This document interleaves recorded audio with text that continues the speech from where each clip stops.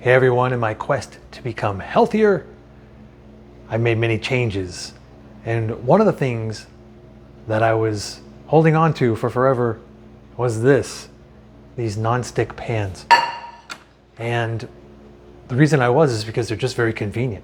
I mean, I eat a lot of eggs, and the last thing I want to do is be scrubbing a pan every time I eat an egg. So I did some research, which led me back to stainless steel, which is something I wanted to stay away from. But after some research and a lot of trial and error, and actually one thing my brother said to me that really helped unravel the secret of how to make a beautiful omelet with a stainless steel pan and get around all that stickiness. I'm going to share that with you now. First thing I'm going to do is put some oil in the pan.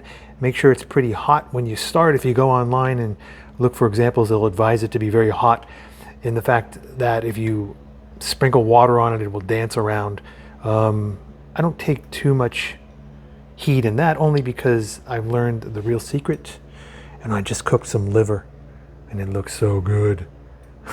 We are going to make a simple omelet. As an example, I'm going to use 4 pasture raised eggs, some diced garlic, some shiitake mushrooms. Shiitake mushrooms actually have a complete amino acid profile and often are referred to as the meat of the plant kingdom. And then some actual meat, some 100% grass-fed beef. I'm going to use coconut oil. I use sometimes ghee or tallow, but I like coconut oil. And the reason I like it is because I eat a lot of fruit, and typically I have fruit with my eggs, and this is a shorter chained fat, meaning it digests more easily and quicker. And when you're eating fruit, that's probably wise.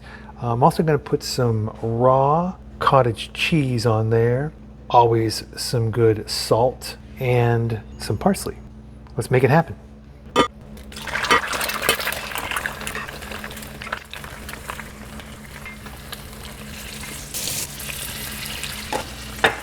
All right, I'm just gonna let this cook. All right, so it's cooking right now. And I'll tell you briefly what caught my attention when I was talking to my brother.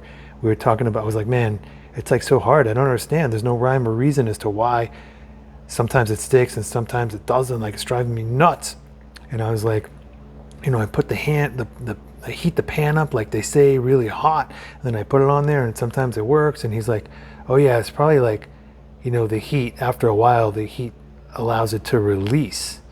And I was like, oh wow, okay. You know, that just caught my attention. Like, let me try like heating it up and then like undercooking it a little and then pulling it off the main heat and letting it sit for like 2 to 3 minutes and see if it actually releases. And it actually does. So that was the trick, is like undercooking it a little, pulling it off to the side, and then just being a little patient so that it releases from the pan. So I'll show you that in a minute. So as you can see, for me, this is just a little undercooked. And what I'm going to do is I'm going to move it off the heat, let the steam heat it up a little bit more, and then we'll come back to it. So for me, this is cooked good. I don't want it overcooked because then you take away too much nutrition. So it's pretty much over easy. So you have a good, see, look at that. It comes right off now with very little effort. I mean, come on. You don't need a toxic pan to cook in. You can use stainless steel. You just probably need 2 or 3 minutes of patience and you're good. So as you can see, there's not much to clean up there. No excuses, guys. No toxins. Yummy. All right, guys, as you can see, there's no reason to have extra toxins in your life when you don't need them. Go out and get a stainless steel pan and be toxin-free when you cook. Bon appetit.